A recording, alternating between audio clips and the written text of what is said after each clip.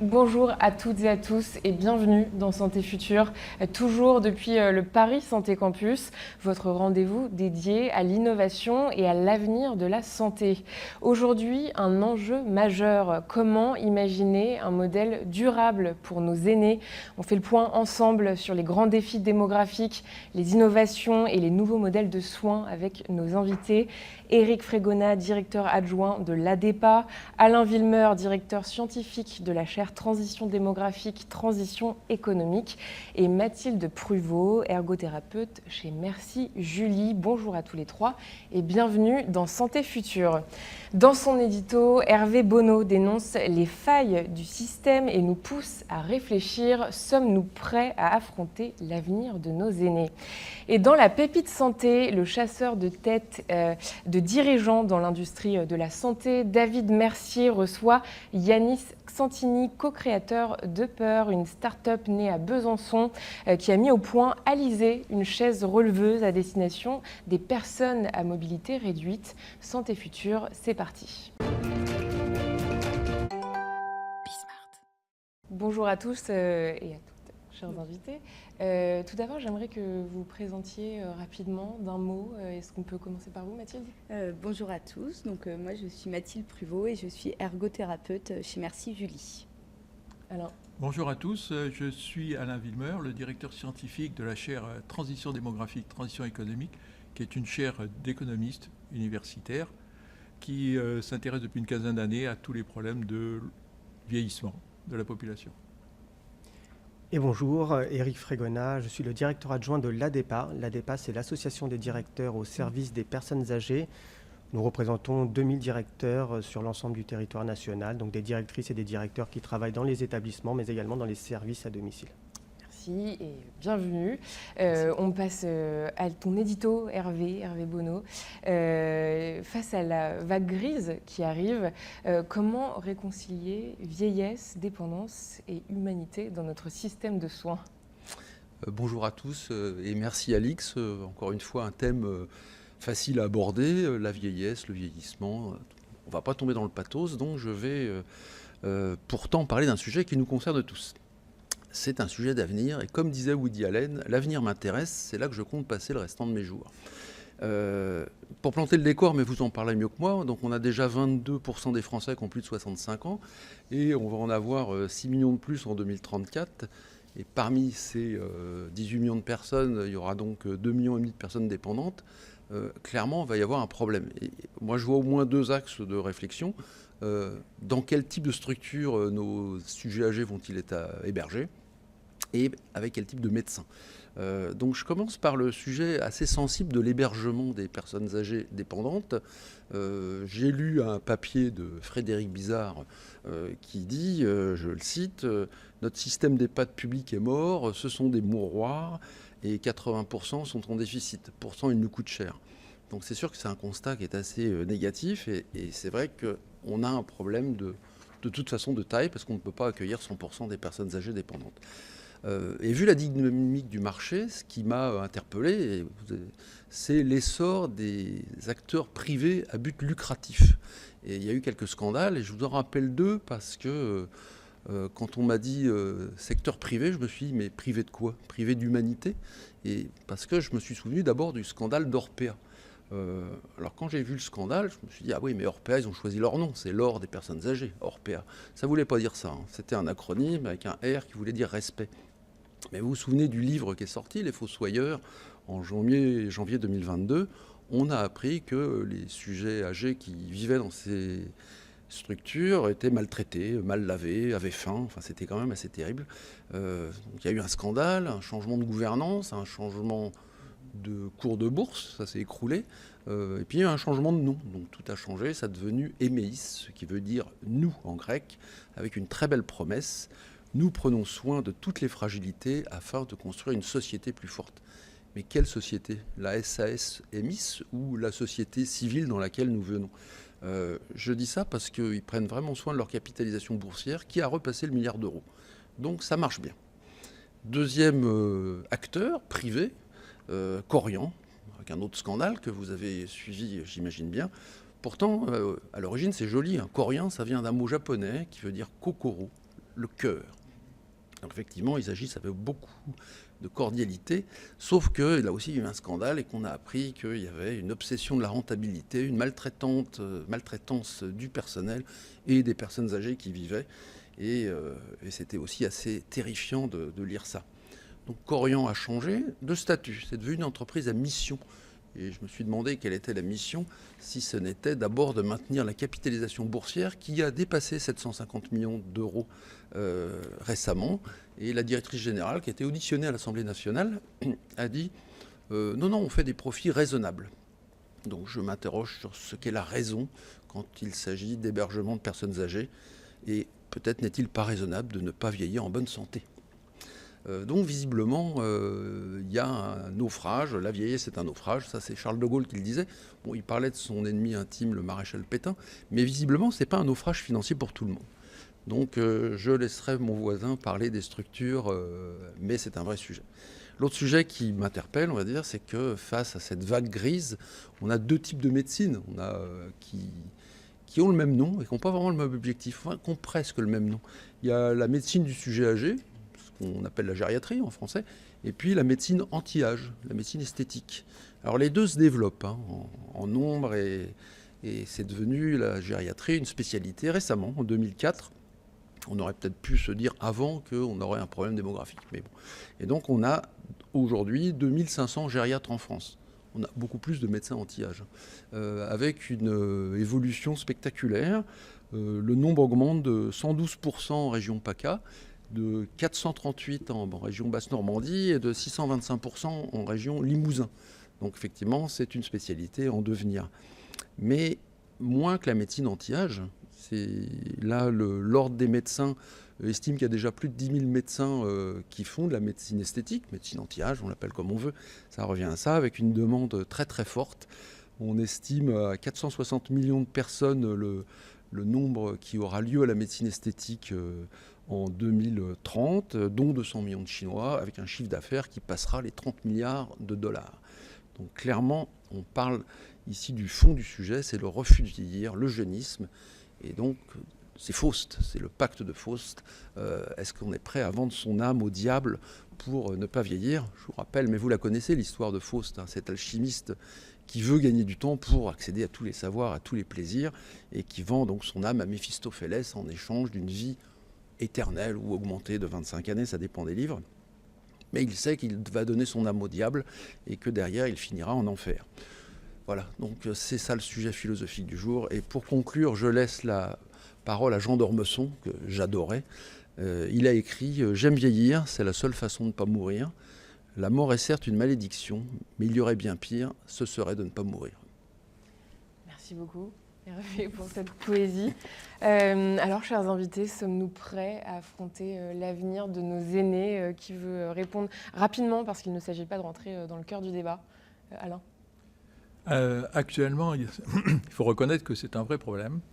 La perte d'autonomie, qu'on ne fait pas face aux besoins liés à la perte d'autonomie et que c'est une préoccupation qui doit devenir nationale. Alors nous, on a fait des études, on y reviendra peut-être, pour proposer effectivement des moyens supplémentaires, puisque la situation actuelle... Alors il ne faut peut-être pas complètement noircir la situation. Tous les EHPAD, il y a des EHPAD où ça se passe très bien.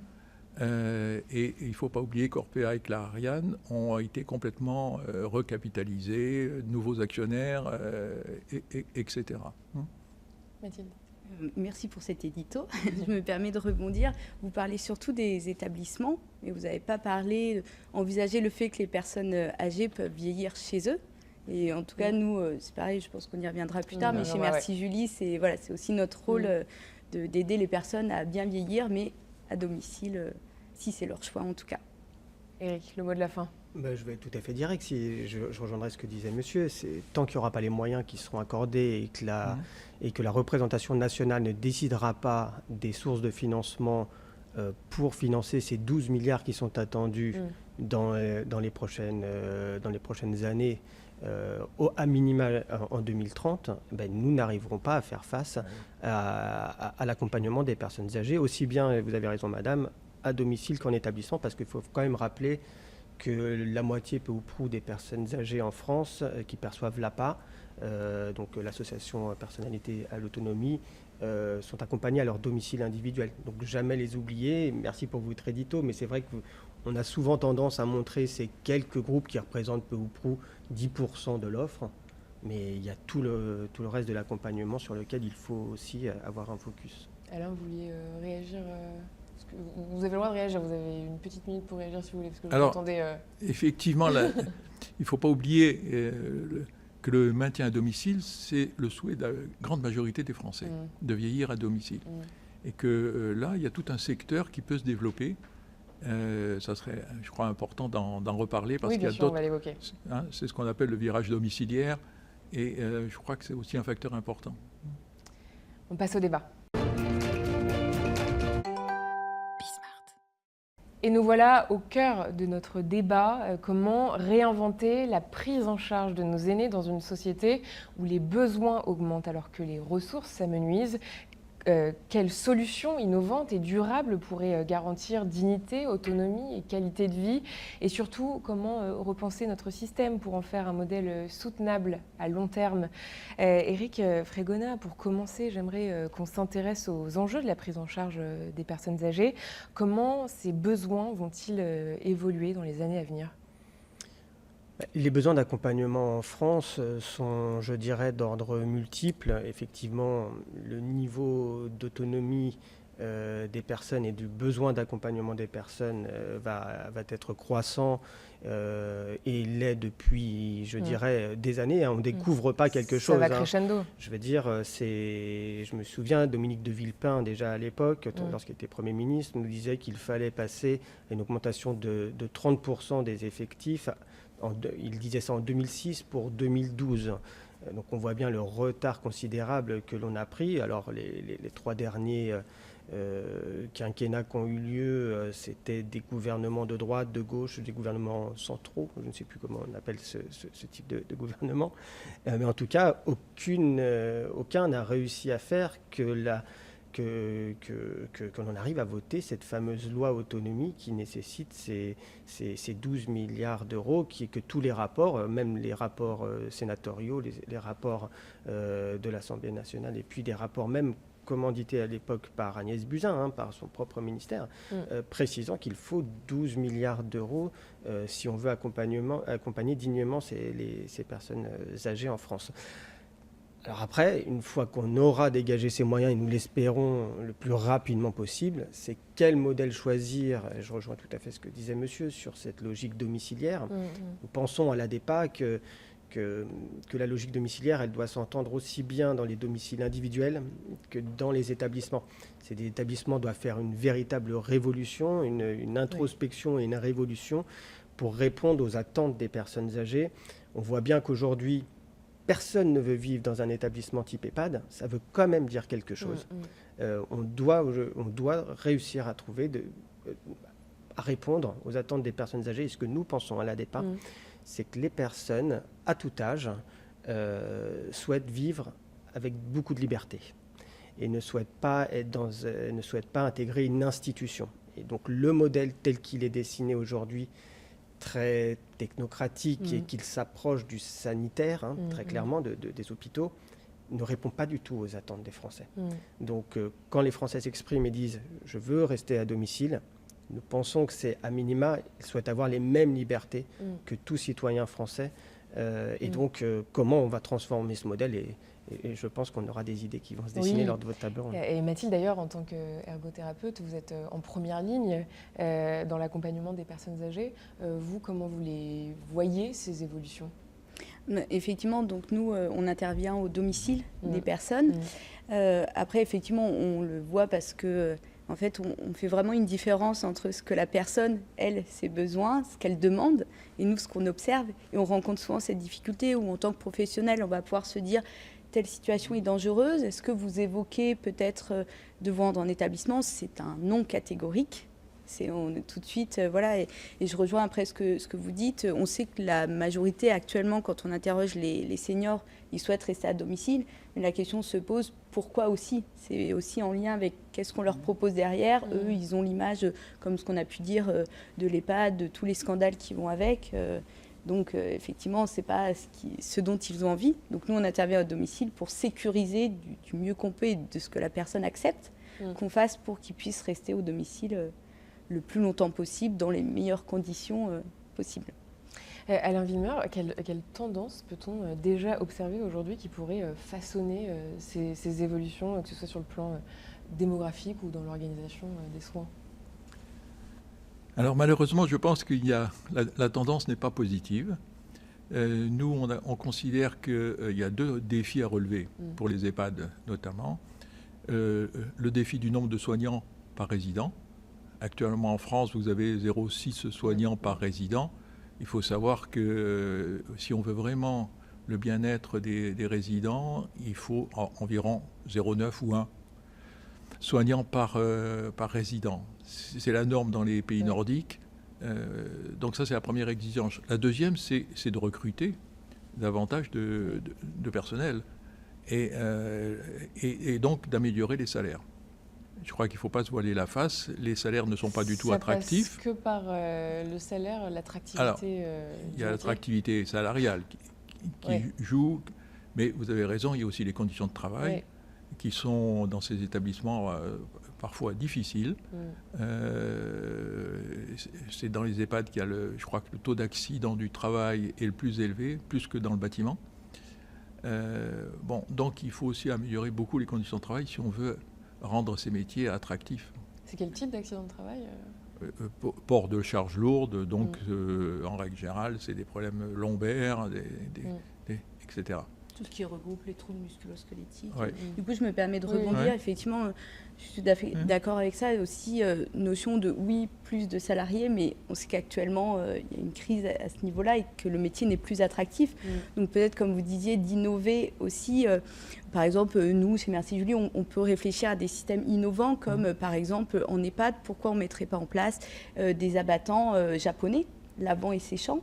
Parce que, par exemple, on sait que ce côté-là, le côté nursing, c'est moins ce qui attire les professionnels qui pourraient du coup avoir peut-être plus de temps à passer avec la personne. Donc là, on est plus sur les innovations. Voilà, je pense qu'il y a aussi un travail là à faire à ce niveau-là, en tout cas de mettre en place des innovations, peut-être pour alléger les tâches qui sont peut-être plus pénibles pour les soignants, pour qu'ils aient plus de temps pour l'accompagnement social et vraiment accompagner la personne dans d'autres activités qui vont plus intéresser la personne aussi. Juste passer du temps à discuter, tout simplement passer du temps avec la personne. Si je peux me permettre juste de rebondir sur ce que vous dites tous les deux, c'est la question qui va se poser, c'est celle du sens aussi au travail. Je crois que le problème de l'attractivité est principalement dû au fait que les personnes viennent dans nos structures, aussi bien en établissement qu'à domicile, en se disant je vais faire quelque chose de bien de ma vie. Je vais prendre du temps pour des personnes âgées fragiles. Et il faut dire que ces professionnels sont quand même, ce sont des gens quand même au grand cœur. Ce sont des gens très clairement qui ont choisi ce métier pour beaucoup. D'autres ne l'ont pas choisi, mais généralement, ils restent quand même par amour de leur métier, mais en partent très vite dès lors qu'on voit qu'ils ne sont pas mis en capacité de trouver du sens à leur travail, de prendre du temps auprès des personnes âgées. Donc, leur dire vous allez faire abattre des actes très rapidement, constater dans le regard des personnes âgées qu'elles ne sont pas satisfaites et rentrer chez soi et se voir dire par ses proches que travailler dans ce métier, c'est pas forichon, c'est pas super, parce que notre société, et ça peut-être on pourra en parler tout à l'heure, ne valorise pas les personnes âgées, et d'ailleurs l'Europe le dit, qu'il y a un problème de discrimination par l'âge, notamment et principalement en France, ce qu'on en appelle l'agisme. C'est une spécificité française ? Européenne, avec un fort terreau en France. Et c'est-à-dire que du coup, travailler pour des personnes en situation de handicap, ça peut être très, très bien perçu. Travailler pour des personnes âgées, le vieillissement fait peur, le vieillissement n'est pas valorisé et même discriminé, surtout aux âges les plus avancés avec des pathologies multiples. Et donc, les professionnels, où maintenant, et là je rejoins parfaitement, où on sait d'ailleurs que les salaires sont bien trop bas. À l'ADEPA, nous avions fait une grande manifestation de 2 jours en 2018 avec l'intersyndical. Ouais. Donc ça veut dire que tous les syndicats s'étaient réunis. La dernière fois, c'était pour les retraites. Donc je veux dire, c'est pas tout le temps que ça arrive. Et là, Emmanuel Macron avait fait le choix quand même de lancer des travaux, etc. Et les fameux rapports qui sont arrivés sur les 12 milliards. Mais ce que je veux dire, c'est qu'aujourd'hui, rien n'a été fait pour résoudre la situation. Et donc on est à ce que vous disiez très bien, c'est qu'il y a les déficits des structures, parce que aussi peu de personnes viennent aussi, donc les taux d'occupation ne sont pas remplis. Il y a cette problématique donc des professionnels qui savent maintenant que ce secteur il n'est pas attractif du tout, donc qui vont vers d'autres secteurs. Et puis il y a surtout des personnes âgées qui sont mises en grande difficulté en établissement et à domicile aussi, parce qu'à domicile, les plans d'aide ne sont pas couverts. Ils sont couverts de l'ordre de 60% aujourd'hui, ce qui veut dire que des personnes on les accompagne à moitié pour le faire assez directement. Et donc il y a un vrai sujet d'avenir, un beau sujet, mais un sujet dont il va falloir collectivement, en tout cas la société française va devoir collectivement s'y pencher, quoi. Alors Oui, une partie de la solution vis-à-vis des EHPAD, c'est le maintien à domicile. Nous, on a fait une étude sur en gros, pour regarder dans les résidents des EHPAD combien en réalité pourrait être plutôt à domicile, puisque c'est le souci de la majorité des Français de vieillir à domicile. Et en fait, on s'est rendu compte que 30 à 40% des personnes qui sont en EHPAD, en réalité, auraient pu rester à domicile s'il y avait suffisamment de soins, de soins à domicile organisés, si peut-être les logements étaient un tout petit peu aménagés, sans que ça coûte des fortunes. Donc c'est quasiment sur les 600 000 résidents en EHPAD, c'est 200 à 300 000. C'est au moins 200 000 personnes qui auraient pu rester à domicile. Ce qu'on appelle tous les GIR 6, 5, 4, par exemple, qui sont des premiers niveaux de perte d'autonomie, pas trop sévères. S'ils étaient accompagnés, ils pourraient vieillir à domicile. Et leur bien-être serait évidemment bien supérieur. Et Mathilde avait déjà évoqué une innovation japonaise. Est-ce que vous, messieurs, vous envisagez, vous avez déjà pensé ou pu observer des innovations qui pourraient transformer l'accompagnement des personnes âgées? Puisqu'ici, on parle aussi d'innovation dans Santé Future. Moi, j'ai envie de vous dire, il existe plein de choses qui fait un établissement pour essayer de changer les choses. On l'a même vu pendant le Covid, comment on a réussi à proposer des choses nouvelles. Mais tout ça répond pas aux attentes.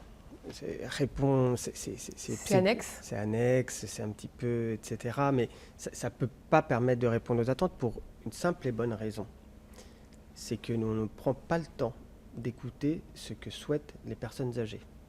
À l'ADEPA, nous soutenons depuis 25 ans un dispositif qui s'appelle Citoyennage, qui permet aux résidents des établissements type EHPAD, résidence-service, résidence autonomie et des services à domicile de se réunir sur des thèmes, sur leur quotidien, pour après, en colloque, par région, porter des propositions concrètes d'amélioration, etc. On voit que souvent, ils ne nous demandent pas des choses extraordinaires. Ils nous demandent souvent des choses... on ressort de ces colloques, j'ai envie de pouvoir aller sur le marché, quoi. Est-ce qu'on peut m'accompagner sur le marché? Vous comprenez, oula, c'est compliqué. Est-ce que je peux avoir une vie sociale? Voilà, tout simplement, à n'importe quelle heure de la journée ou de la nuit, on peut me rendre visite? Oh là là, mais vous ne vous rendez pas compte, ça veut dire que... est-ce que je peux bien comprendre ce que je paye et voilà, est-ce que je peux payer un loyer assez classique et puis après savoir les charges à côté? Voilà, des choses finalement assez simples. C'est pas forcément de l'innovation qu'elles attendent. Eh bien, on voit bien que... Ça, c'est plutôt du point de vue des auxiliaires de vie pour rendre justement le métier plus attractif. C'est ce que disait Mathilde. Ce qui est aussi important, en fait, c'est vertueux. Mais c'est ça, et nous pensons qu'en écoutant, mettant ces groupes de parole vraiment dans les établissements, au-delà du conseil de la vie sociale, aller plus loin, passer du temps à écouter ces personnes nous dire et nous répéter chaque jour qu'en fait elles ont envie. Alors là, c'était une très bonne avancée, c'était de pouvoir accueillir des animaux de compagnie. Ça a été un peu tourné en dérision. Alors là, pour le coup, je trouvais que nous trouvions à l'ADEPA, ce qu'avait fait la ministre était quelque chose de concret. on doit pouvoir accueillir nos chats, nos chiens, venir en structure. Vous vous rendez compte, pour une personne, se dire pourquoi je ne vais pas aller en établissement? Pour beaucoup, j'ai mon animal de compagnie, ils n'acceptent pas, il est hors de question que je laisse mon animal de compagnie. Et alors, là où on est dans un système un peu fou de bureaucratie, c'est qu'une fois que la loi a été votée, la ministre est partie, d'ailleurs depuis l'affaire Orpea que précisait monsieur, il y a eu 5 ans, 5 ministres, ce qui veut un peu dire comment on considère un petit peu ce secteur. Mais la ministre a fait voter cette loi, qui était une très bonne loi. Ça doit faire appel à un décret. Je vous le donne en mille. Nous passons du temps avec les administrations à discuter du mini-trait, etc. Et finalement, ça va être réduit au minimum de chez minimum parce qu'il va y avoir tout un tas de restrictions. Et du coup, on arrive à faire qu'on ne peut pas dire qu'on vit chez soi dans un établissement. Alors, je vous entendrai dire. Moi, il me semble que effectivement, il faut revoir le modèle de l'EHPAD, isolé, en dehors du centre de la ville. Il faut, à notre avis, que les EHPAD soient au cœur des villes, au cœur des centres, pour qu'ils soient en lien avec la vie de la cité. Alors, vous avez des exemples extraordinaires. Il y a des EHPAD qui accueillent des crèches. Mais il y a aussi des modèles de soins partagés, comme des logements intergénérationnels aussi. Il y a aussi ça, absolument. Il y a des EHPAD qui accueillent des bars ouverts à la cité, et ça peut à la être une population. solution viable, par exemple, un logement intergénérationnel? Mais absolument. D'ailleurs, ça se développe. Et puis, ça rend service à la fois aux personnes âgées et puis aux étudiants. Donc, ça fait partie des solutions, effectivement. Mathilde, quelle place les aidants familiaux occupent-ils dans la prise en charge aujourd'hui? Ils ont une place majeure on se rend bien compte qu'il y a de plus en plus de structures, d'organismes qui se construisent pour aider les aidants, justement. Nous, on se rend bien compte quand on intervient à domicile, on intervient pour la personne, mais on intervient bien évidemment pour l'aidant, que ce soit un aidant professionnel avec les auxiliaires de vie, mais aussi l'aidant qui, si on intervient auprès d'une personne, par exemple, qui a 70 ans, on se doute bien que l'aidant, il n'a pas 30 ans de moins. Il a aussi le même âge, il rencontre aussi des difficultés. Et nous, par exemple, quand on va mettre en place, par exemple, une planche de bain sur la baignoire pour aider la personne à rentrer dans la baignoire, l'aidant aussi va pouvoir l'utiliser. Mais il y a aussi du matériel qui peut être, à la base, utilisé que par l'aidant pour prendre soin de son aidé, en fait. Ils ont une place aussi majeure qu'on a du mal encore à percevoir. Comment il pourrait évoluer ce rôle de l'aidant? Moi, je crois qu'il faut reconnaître le rôle massif des aidants. Vous avez, on estime qu'il y a 11 millions d'aidants en France, que ce soit pour les jeunes générations ou pour les personnes âgées en majorité. Vous en avez 4 ou 5 millions qui travaillent en même temps. Et donc, surtout des femmes d'ailleurs. Et c'est quand même une difficulté parce que ce travail d'aidant dans les entreprises n'est pas très reconnu. Non, pas du tout. Donc, pas du tout. Donc, il faut effectivement que les entreprises évoluent pour reconnaître davantage ce rôle des aidants, puisqu'ils remplissent un rôle fondamental. Et est-ce qu'on peut déjà penser à des initiatives ou des dispositifs qui pourraient renforcer le soutien aux aidants, prévenir l'épuisement? Il y a eu quelques avancées dans le monde du travail pour les aidants, mais ce n'est pas suffisant. Il faut effectivement créer un véritable congé proche aidant, mais beaucoup plus large, beaucoup plus élargi, avec un maintien de la paye, avec une assurance que derrière on puisse reprendre notre travail à l'échelon dans lequel nous étions à l'époque. Donc oui, c'est très important. Moi, je peux juste me permettre de rebondir sur ce que vous disiez, monsieur, c'est sur les crèches.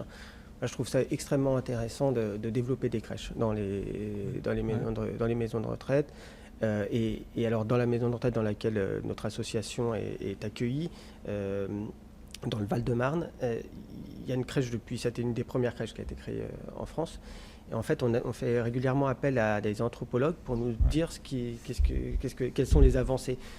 Et finalement, la plupart du temps, les rapports, ce qu'ils disent, c'est qu'effectivement, c'est très bien pour les personnes âgées puisqu'ils voient des gens, mais c'est surtout très bon pour l'enfant. Parce que l'enfant, qui a une tendance à être agité, à être tout le temps dans le bruit, etc., dans une maison de retraite, souvent, c'est un peu plus calme.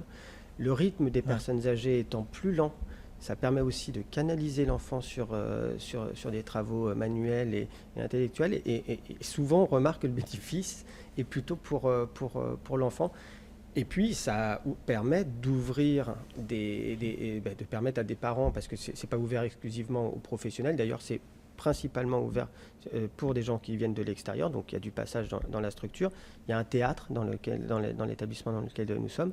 Alors c'est très bien pour les personnes âgées parce que le contrat qui a été dit, c'était que toutes les personnes âgées peuvent aller voir les représentations et les entraînements aussi des personnes. Ce qui est très bien, c'est que les gens qui viennent pour les acteurs ou les comédiens, et des fois, ils le font tout seuls. Donc là, ils voient des personnes, ils ont déjà un public. Donc en fait, c'est du donnant-donnant. Donc il y a plein de choses qui existent.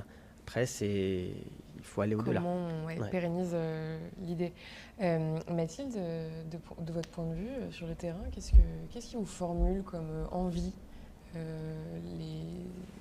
ces personnes avec qui vous travaillez? Alors nous, quand on les rencontre, c'est des demandes vraiment axées sur les activités de la vie quotidienne. C'est les demandes qu'on a le plus, c'est comment je peux faire pour accéder à ma douche de façon sécurisée, comment je peux faire pour accéder à mes WC. On est vraiment sur des demandes très axées vie quotidienne aussi. On se rend bien compte que au niveau des aides techniques qu'on met le plus en place, c'est vraiment axé sur ces activités ou tout simplement me lever de mon lit, de mon canapé. On se rend bien compte, en tout cas nous, les personnes qu'on rencontre, c'est vraiment finalement après où ils nous parlent des sorties avec les auxiliaires de vie, etc.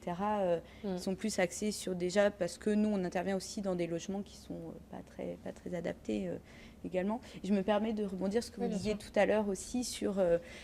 tout prend du temps quand même à mettre en place des choses et c'est pour ça que ce que je disais tout à l'heure avec l'abattant japonais, nous on réfléchit aussi à ça pour le domicile. Par exemple là, concrètement, l'auxiliaire de vie, on se rend compte quand même les personnes âgées, comme vous disiez, elles aimeraient sortir, mais comme ce que je viens de dire, finalement elles n'y pensent même pas en fait. Elles sont tellement axées vie quotidienne, comment faire ça, le ménage. Nous on entend beaucoup ça, l'auxiliaire de vie elle veut plus faire le ménage, elle veut plus monter sur les chaises. Mais si finalement on met en place par exemple le robot aspirateur qui va faire le ménage et pendant ce temps l'auxiliaire de vie, de toute façon là, à court terme, on n'a pas les moyens de leur donner plus de temps, de plus les payer. Donc qu'est-ce qu'on peut mettre en place concrètement comme innovation? Si le robot il fait le ménage pendant ce temps, l'auxiliaire de vie, peut-être qu'elle pourra sortir du coup avec la personne âgée. Voilà, c'est aussi ce qu'on... Donc pas si annexe finalement les innovations, en tout cas pour une ergothérapeute. À domicile, le temps passe et j'aimerais qu'on aborde quand même la question du financement, qui est quand même le sujet majeur. Est-ce qu'il serait possible de créer un système de financement participatif, comme c'est le cas dans certains pays nordiques, par exemple? Ça, c'est le choix que doit faire la représentation nationale.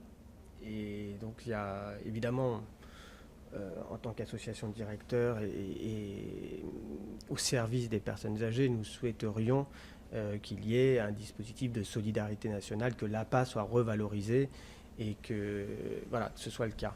Pour autant, force est de constater, comme je vous l'ai dit, que les 3 derniers quinquennats n'ont fait aucune avancée sur le sujet. Donc, la question qui se présente à eux, c'est soit déjà qu'ils mettent ce dossier à l'ordre du jour à l'Assemblée nationale et au Sénat et qu'on puisse avoir la loi fin de vie revient en janvier. Il faudrait que la loi autonomie revienne vraiment pour pouvoir émettre ce débat. Et nous pensons à l'ADEPA, en tout cas, que c'est quelque chose qui peut faire, à minima, peut-être pas consensus sur les solutions, mais sur le fait qu'il faut agir. Je pense que qu'on soit de droite, de gauche, du centre, on est tous convaincus, je pense, et d'ailleurs on le voit bien autour de la table, on est à peu près tous d'accord qu'il faut qu'avancer. Donc, soit c'est la solidarité nationale, soit c'est la solidarité nationale en ajoutant un système assurantiel, soit soit on dit c'est chacun qui paye pour soi, c'est-à-dire qu'on augmente les tarifs des structures pour augmenter le nombre de professionnels, mais ça reste à la charge de chacun. Tout ça, c'est un choix de société. Et à minima, ce que nous demandons à l'ADEPA, c'est que ce soit débattu, qu'on arrive à un système. Nous pensons que le système hybride pourrait convenir, mais après, ce n'est pas à nous de le décider. Alain, sur la question du financement ? Alors, il faut effectivement trouver des financements supplémentaires. Bon, ce qui a été dit par monsieur, c'est de l'ordre de 10-15 milliards dans les 5-10 prochaines années. Ce sont des sommes considérables. Et compte tenu de la situation économique française, du déficit, etc., c'est un vrai défi. Alors c'est pour ça que je rebondis aussi sur l'idée de l'assurance. Nous, on préconise qu'il y ait une assurance perte d'autonomie qui soit obligatoire à partir de 45 ans. Ça ne serait pas des sommes considérables, mais ça permettrait, en la rendant obligatoire à partir d'un âge où 45 ans, par exemple. Pourquoi 45 ans? C'est un âge où on prend conscience effectivement des problèmes de vieillissement, de la dépendance peut-être de ses parents. Et ça pourrait rapporter effectivement des sommes à la hauteur du défi. Alors il y a des pays qui ont des assurances dépendance. Donc pour nous, ça serait un complément à la solidarité nationale, c'est de rendre obligatoire une assurance dépendance.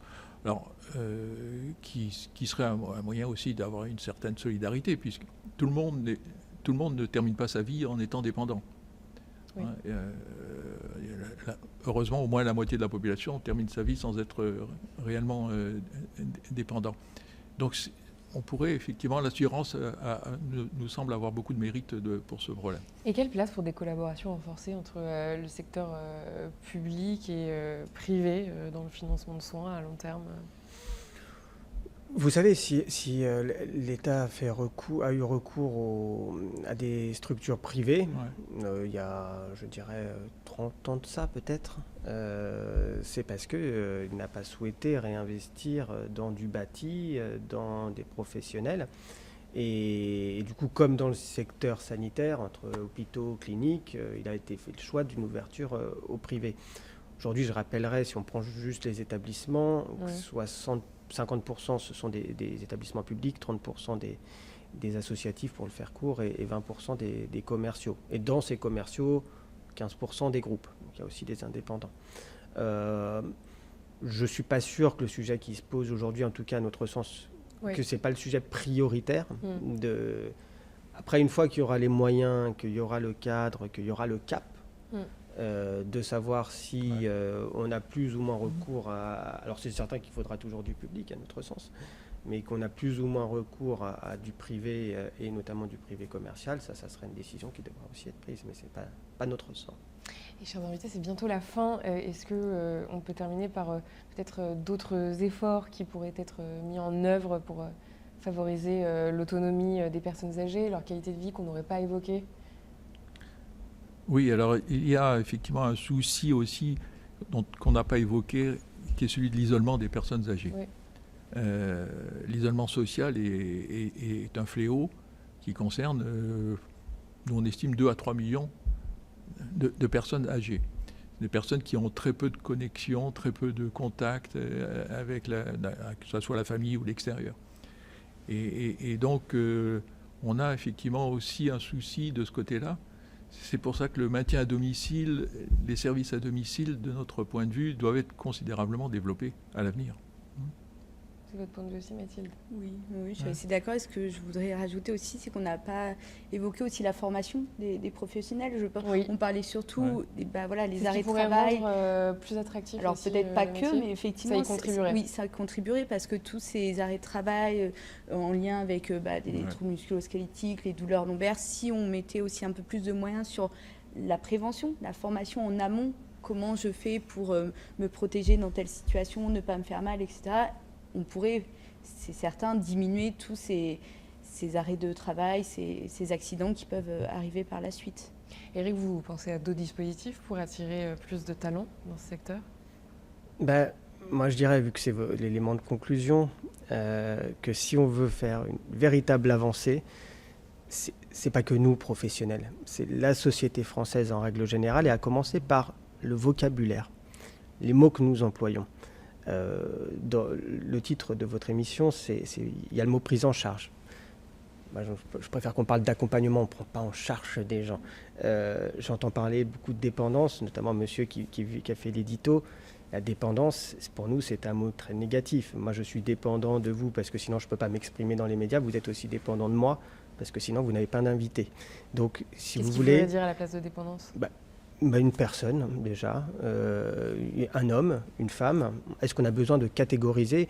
Monsieur disait aussi, votre éditorialiste, je me suis noté quelques points, des sujets de soins. Mais personne n'est un sujet de soins. Je passe, des fois je vais à l'hôpital, etc. Mais personne ne me considère, moi, comme un sujet de soins. Donc il va falloir qu'on travaille tous collectivement à se dire, faisons très attention à comment tout l'imaginaire autour de la vieillesse. Absolument, pour en faire quelque chose qui est normalement quelque chose de beau. Donc, c'est une chance considérable. Absolument. La vieillesse, c'est une chance. Il faut imaginer qu'effectivement, on ne dépassait pas, il y a 100, 150 ans, on ne dépassait pas 40 ans en moyenne. Bien Maintenant, sûr. on a 30 000 centenaires et on en aura sans doute 2 fois plus dans 10 ans. Merci beaucoup. Merci à tous Merci les à vous. trois. Mathilde Pruvot, ergothérapeute chez Merci Julie, Alain Villemeur, directeur scientifique de la chaire TDTE et Éric Frégona, directeur adjoint de l'ADPA. Merci. On passe à la pépite santé. David, aujourd'hui tu reçois Yanis Xantini, co-créateur de Peur. Bonjour Yanis et Bonjour, bienvenue. Pour commencer Yanis, une petite question. La chaise releveuse que vous avez conçue, elle s'appelle Alizée et en fait elle porte le nom de l'aide-soignante qui a inspiré votre projet. Est-ce que vous pouvez nous raconter ? Oui, totalement. En fait, on a commencé ce projet quand on était au lycée et à cette époque-là, le grand-père de mon associé Clément souffrait de la maladie de Parkinson. Du coup, au quotidien, il était aidé par une aide-soignante à domicile qui s'appelait justement Alizée. Quand elle était là, ça se passait bien, mais quand elle n'était pas là, c'était à Clément justement de aider son grand-père à se lever, s'asseoir, le rapprocher de la table à manger, etc. Et du coup, nous, on s'est mis à réfléchir à une solution pour justement aider ces personnes en difficulté. Et lorsqu'on a trouvé l'idée de cette chaise, par hommage en fait, on lui a donné le nom d'Alizée. Joli toi. Il y a pas mal de préjugés, tu sais, sur les jeunes, par rapport à l'entrepreneuriat, par rapport au travail. Et en fait, avec Clément, vous êtes en train de nous démontrer que, vous êtes des entrepreneurs à succès et que d'avoir des jeunes, puisque vous avez 25 ans tous les deux, Exactement, depuis quelques semaines tous les deux. donc bon anniversaire de nouveau. Vous êtes aussi impliqué sur le bien-être des personnes âgées. Racontez-nous un peu comment vous vivez cette situation. En fait, je pense qu'on n'est pas tellement éloigné du schéma qui se produit chez les jeunes en général. On constate pas forcément une perte de motivation au travail des jeunes, mais surtout une façon on travaille plus seulement pour l'argent ou pour des choses comme ça. C'est des visions, des idéaux qui doivent nous porter et nous stimuler au travail. On cherche autre chose que seulement un salaire. Et du coup, nous, en créant justement ce projet et en se donnant à la cause aux personnes âgées, aux personnes à mobilité réduite, aux personnes en perte d'autonomie, on combat pour un idéal qui nous semble juste, qu'on veut voir se réaliser. Et du coup, c'est ce qui nous motive vraiment au quotidien. En fait, je pense que comme tous les jeunes, on aspire juste à trouver des idéaux. Nous, on a trouvé le nôtre, ce qui nous permet de nous plonger à 100% dedans. Et vous n'avez fait aucune étude dans le domaine du business, Non, en effet, vous avez médical. Vous n'avez même pas de réseau dans le domaine de la santé, alors à part Alizée, bien sûr. Comment on switch d'un diplôme de ressources humaines à entrepreneur à succès dans la santé? Ouais, c'est de longues étapes. Déjà, on a la chance en France quand même d'avoir pas mal d'aides publiques au niveau de l'incubation, de l'accélération d'entreprises, etc. On a été soutenu par la BPI, par tout ce genre d'instances-là, en fait, qui nous ont permis petit à petit de développer la solution. Bon, la première chaise, on l'a construite dans le garage de Clément. Donc ça, c'est pas un mythe, c'est Non, vrai. non, ouais. Comme Vraiment, les le Amazon garage, et les autres, ouais, vraiment. On est dans le garage avec un vieux poste à souder et on a essayé de faire fonctionner ça. En fait, au fur et à mesure, on s'est entouré de professionnels de santé, d'ergothérapeutes notamment, mais aussi de gériatres et on allait en EHPAD. En fait, je pense que pour concrétiser un projet comme ça, il ne faut pas avoir peur d'aller à la rencontre des acteurs qui font déjà marcher cet écosystème. Nous, on n'y est pas de base. Comme vous l'avez dit, j'ai fait des ressources humaines avant, un peu de sciences politiques. Mon associé, lui, il était pilote de chasse dans la Marine nationale. Mais c'est vraiment, voilà, on s'est dit, on a une idée, on pense qu'elle va vraiment aider des gens. Finalement, ça s'est confirmé. Et le seul moyen de la confirmer, c'est de ne pas avoir Et peur. c'était quoi les besoins formulés par ces soignants justement ? C'est justement d'avoir une solution pour aider. En fait, c'est une dualité. Aider les personnes à retrouver de l'autonomie au quotidien, de la mobilité, c'est-à-dire pouvoir s'asseoir, se lever facilement, se déplacer dans la maison grâce à cette chaise releveuse sur roulette, équipée de freins assez compacts pour passer partout dans le domicile, mais aussi aider les aidants. En fait, 90% des maladies de professionnels que les aidants y contractent au travail sont directement liées à la manipulation des corps. À partir de là, ils ont besoin justement de trouver des aides techniques, des solutions qui vont aider à moins manutentionner les corps et du coup à préserver la santé des aidants. Pour démarrer un projet comme ça, il faut quand même un peu d'argent. Comment on fait pour lever de l'argent et développer ce type business? Bah, c'est vrai que comme on s'en doute, hein, on a commencé ce projet, les balbutiements c'était au lycée, on s'y est remis plus sérieusement à 21-22 ans. Bon, à 21-22 ans, on n'a pas beaucoup d'argent pour financer de la R&D, des choses comme ça.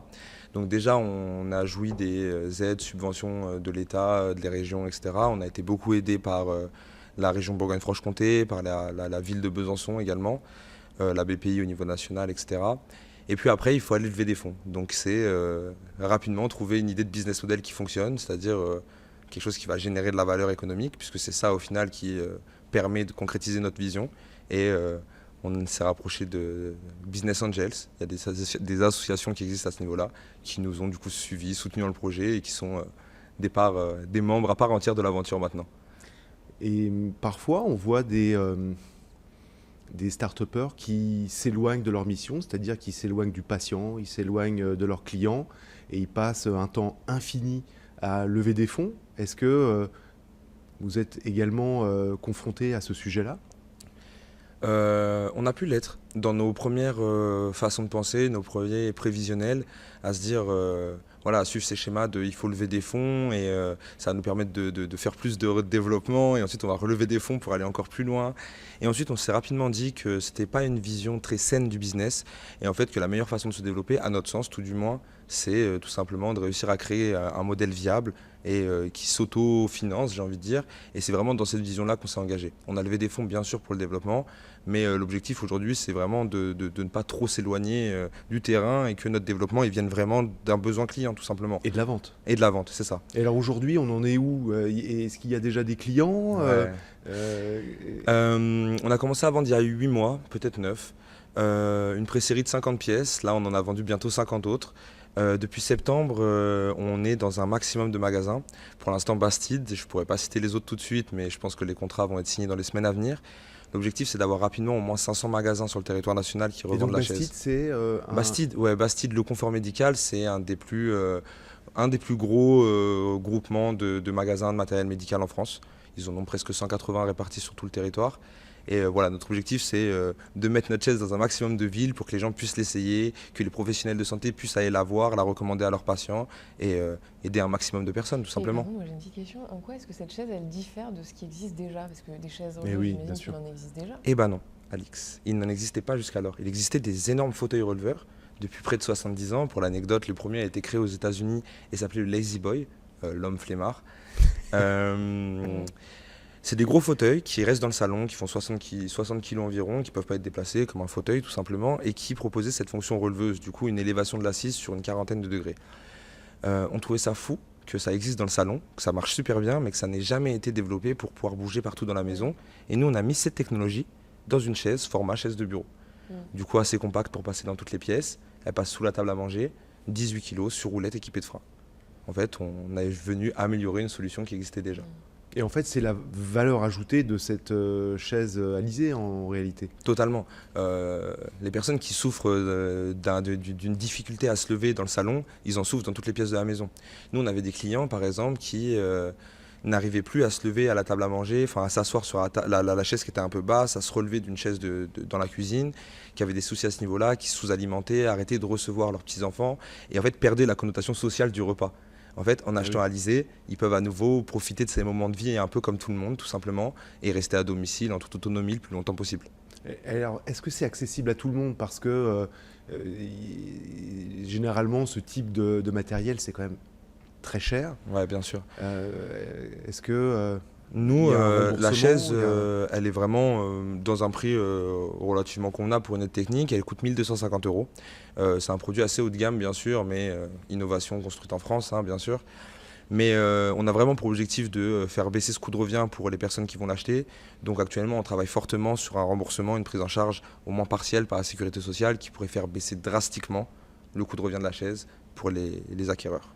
Ah oui, donc il y aura un remboursement prévu en fait. On l'espère. Si je peux annoncer une date, ce serait d'ici 6 à 9 mois. Pour la rentrée prochaine maximum, septembre prochain. Je suis encore sur les rentrées scolaires, moi. Et c'est une chaise qui est donc distribuée au niveau national. Il y a des plans pour distribuer à un niveau européen, voire mondial. Quelle est la vision pour les 3 prochaines années? Ouais, on commence déjà à avoir quelques pistes de développement en Belgique, en Suisse notamment. aussi sur le marché allemand. Pour l'instant, néanmoins, les efforts de la société ils se concentrent surtout sur le territoire français, parce qu'on doit faire nos preuves quelque part. D'ici 3 à 5 ans, on espère avoir une européanisation à minima, voire une internationalisation. Ce genre de produit n'existe nulle part dans le monde. Les seules chaises qui ressemblent plus ou moins et qui ne sont pas des aides à la levée, qui sont plutôt des stations de travail assis debout, je vous laisserai regarder sur internet ce que ça veut dire, sont à des prix minimum de 4 000 €. On est 4 fois moins cher, c'est sans pareil. Si vous aviez un conseil à donner aux entrepreneurs, parce que c'est le sujet aujourd'hui, hein, c'est de parler des entrepreneurs dans les startups de la santé. Il y en a beaucoup qui vont vous regarder aujourd'hui. Quel conseil vous pourriez leur donner pour qu'ils aient un maximum de réussite ? Déjà, le premier conseil, c'est vraiment de mettre le client, l'utilisateur, le patient au centre de la conception, au centre du design thinking. Vraiment, l'objectif, c'est de répondre à un besoin avant toute chose. C'est pas, on n'imagine pas une innovation, un produit seul dans sa tour d'ivoire sans le mettre dans le terrain. Donc le premier conseil que je peux donner, c'est vraiment de travailler sur l'empirie. Le deuxième, c'est de rien lâcher. Il y a des succès, des échecs, mais c'est comme ça qu'on apprend. L'objectif, c'est de sans cesse se relever, devenir meilleur pour accomplir sa vision. Mais c'est quoi vraiment la secret sauce qui fait que vous avez réussi alors que 90% des startups échouent ? Quel est fondamentalement le succès? Parce que ce que vous avez dit, bon, j'ai envie de dire que c'est pas basique, mais enfin, quand même, tout le monde le dit, mais il y a forcément une recette. Avoir trouvé une bonne idée, quelque chose qui n'existait pas jusqu'alors et qui répond à un vrai besoin, tout simplement. En fait, c'est pas, à mon sens, plus compliqué que ça, le business. Je veux dire, il existe encore des tonnes de choses à innover dans le monde. Moi, je trouve que l'idée, elle est assez simple, en fait. Bien sûr. Une chaise, elle se lève, bon... c'est pas, on n'est pas en train d'envoyer une fusée sur, exactement l'exemple que j'avais donné. C'est vrai. Mais comme quoi les choses simples aident quand même les gens. Et nous, on trouve ça fou justement qu'à l'heure où on envoie des satellites dans l'espace, on est capable de faire plein de choses futuristes. On n'avait pas de solution pour aider les gens à se lever s'asseoir dans leur cuisine. Mais oui, parce qu'on parle aujourd'hui d'intelligence artificielle, de numérique en santé, etc. Donc c'est vraiment la très très grande tendance. Et en fait, une grande partie de ces sociétés sont en difficulté. Et c'est ce qui fait notre force aujourd'hui, de se distinguer en étant dans du hardware, dans de l'industrie, dans un truc très terre-à-terre qui répond à un besoin vraiment primaire et de ne pas céder à à ce vent de start-up autour de toutes ces notions digitales, d'IA, tous ces nouveaux... Ces tendances. Ouais, toutes ces tendances, on va le dire comme ça. Nous, on est vraiment sur un projet quand même très terre-à-terre et c'est ce qui fait... Vous pensez à intégrer des nouvelles technologies vraiment de pointe dans cette chaise? Du tout, parce que ça pourrait faire monter son coût, par exemple. Et nous, notre objectif, c'est vraiment d'aider un maximum de personnes, peu importe leur revenu, à l'acquisition de cette chaise. À faire un projet aussi terre-à-terre, ça nous aide aussi. On a gagné le concours Lépine il y a quelques mois, par exemple. On a gagné, merci David, on a gagné le prix du ministère de la Santé. Ainsi qu'une médaille d'or. Et c'est justement parce que devant des innovations plus technologiquement poussées, ils ont souligné la viabilité et l'utilité de notre solution. Concrètement, pour ceux qui nous écoutent, démarrer une société comme Upper, il faut lever combien en fait concrètement? Ou il faut avoir combien d'argent pour se dire tiens... Le plus possible, bien sûr. 100 000 €, 1 million, 10 millions. Nous, notre levée de fonds, elle était de 400 000 €, le tour complet. De 400 000 €. On espère ne pas avoir à en refaire dans le futur. Et grâce à ces 400 000 €, produire un modèle suffisamment viable pour... Alors oui, qu'est-ce qu'on fait avec 400 000 €? Avec 400 000 €, on termine la R&D, on se lance un petit peu niveau communication, création de site internet, etc. Je veux dire, on partait vraiment d'une idée, d'un projet à la base. On crée différents prototypes qu'on va mettre à l'essai dans différents centres de rééducation, EHPAD, etc. On recrute, on structure une force commerciale. Vous êtes combien aujourd'hui? Là maintenant on est 4 dans la société. On est 4 et on espère que ça va ne pas cesser de croître dans les mois à venir. Voilà, c'est vraiment de la structuration, j'ai envie de dire. Et j'ai vu qu'il y avait une super communication sur LinkedIn. Est-ce que ça, c'est également un vecteur carrément important de business? Si on rentre un peu dans une notion business, nous on vend surtout en B2B, B2B2C, c'est-à-dire qu'on vend à des établissements, des collectivités, etc. en B2B, et en B2B2C, on vend à des distributeurs, des revendeurs qui, eux, par la suite, vont directement toucher le client final, donc le particulier tout simplement. LinkedIn, c'est quand même ultra utile pour développer un réseau B2B. On est suivi par énormément de distributeurs, de professionnels de santé qui sont du coup vendeurs et prescripteurs de notre solution. Et puis, il ne faut pas oublier qu'avec un produit comme le nôtre, tout le monde peut y être sensible. On a tous un proche qui a des difficultés à se lever, s'asseoir. Et au final, chaque humain qui voit nos posts, qui voit nos publications sur ce réseau social-là, peut être concerné directement par la problématique. Oui, parce que en fait, je croise beaucoup de fondateurs de start-up qui sont un peu frileux à communiquer sur LinkedIn. Ils se disent, tiens, mais est-ce que y a vraiment un intérêt ou est-ce que je vais Nous, on impacter? trouve ça cool aussi. On est jeunes, on avait 23 ans quand on a commencé à communiquer sur LinkedIn. On était un petit peu dissonant dans cet écosystème. Oui, Je veux dire, et puis c'est la génération réseaux sociaux réseaux aussi, sociaux. ouais. Voilà, Nous, on aime réseaux bien sociaux. construire en public.